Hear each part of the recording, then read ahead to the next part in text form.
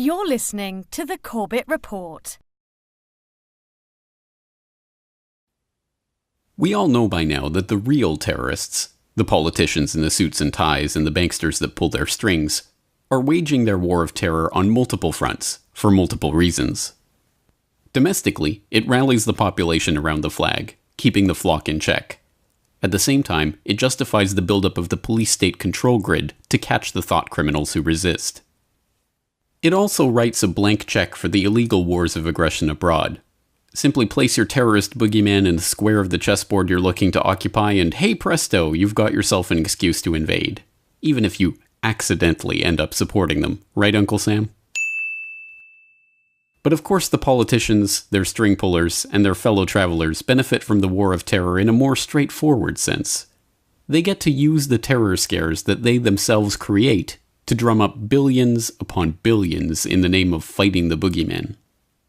We've all heard of the $640 toilet seat and other ridiculous examples of Pentagon overspending, but these stories tend to trivialize the abuses by the military defense contractors whose entire industry is built on providing overpriced solutions to made-up problems.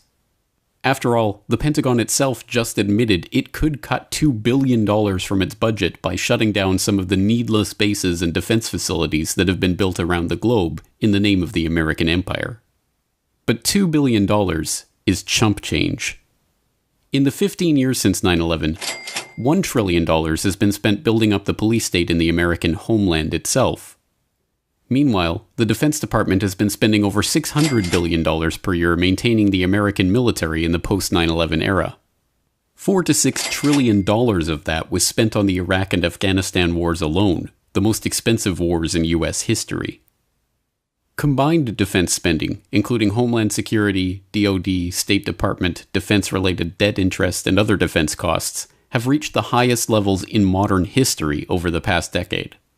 From a Cold War-era high in the 1980s of $3,500 for every man, woman, and child in the United States, to a 1990s low of $2,500, the figure has since breached $4,000. Just look at the chart.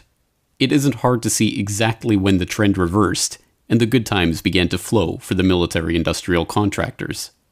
It was 9/11, the birthday of the War of Terror and the new era of Homeland Security. There are other numbers we could throw in here. The billions upon billions in military aid sent to the co-perpetrators of the War of Terror, including the $38 billion that has been promised Israel over the next 10 years. The $1.5 trillion joke known as the F-35 fighter jet. The $6.5 trillion of year-end adjustments in the ongoing, never-ending saga of the Pentagon's missing trillions. But we have to be careful not to fall into the psychopath's trap. The real costs of the War of Terror cannot be measured in dollars and cents. They are not tallied in a ledger. They are not about money at all. The real cost is paid in blood. The blood of 1 million dead Iraqis. The blood of the hundreds of thousands of murdered men, women, and children in Afghanistan and Pakistan. The blood that is being shed right now in Syria, in Libya, in Yemen, and in all of the countries that have crossed through the crosshairs of the NATO, American, and Israeli terrorists. It's measured in the devastation of towns and cities that once bustled with life, in the families torn apart by drone bombings, in the havoc of the hundreds of thousands forced to flee their homes, leave their families and their homeland and their former life behind as everything they knew is torn to shreds.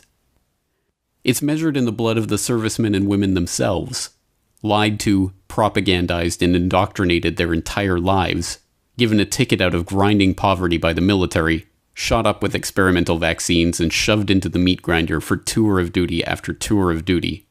And then, upon returning home, left to rot in rundown hospitals and ignored by the glad-handing politicians and their military-industrial cronies as a suicide epidemic gradually thins their ranks.